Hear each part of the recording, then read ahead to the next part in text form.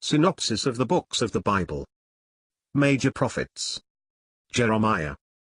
By JND Darby. Chapters 37 and 38. Zedekiah's weakness, God's perfect ways in sparing the righteous. Jeremiah 37 gives us Zedekiah in the same state of disobedience. A show of religion is kept up, and, having a moment of respite which excites some hope, the king seeks an answer from the Lord by his prophet. But the favorable circumstances, through which it might appear that the wicked may escape from judgment, do not alter the certainty of the word.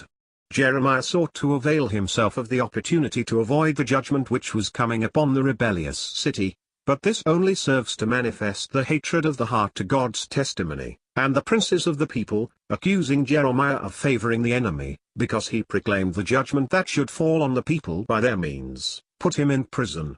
Zedekiah manifests some conscience by releasing him.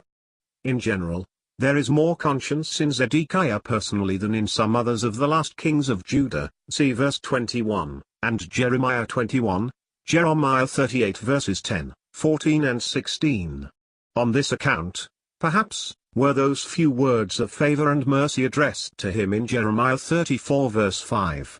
But he was too weak to allow his conscience to lead him in the path of obedience. Compare Jeremiah 38 verses 2 to 12. This last chapter gives us the history of his weakness.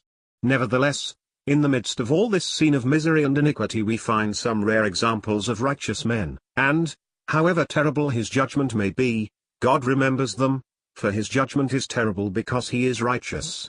Ebed-melech, who delivered Jeremiah, is spared. Baruch also preserves his life, and even Zedekiah, as we have seen, is comforted by some words of encouragement, although he must undergo the consequences of his faults.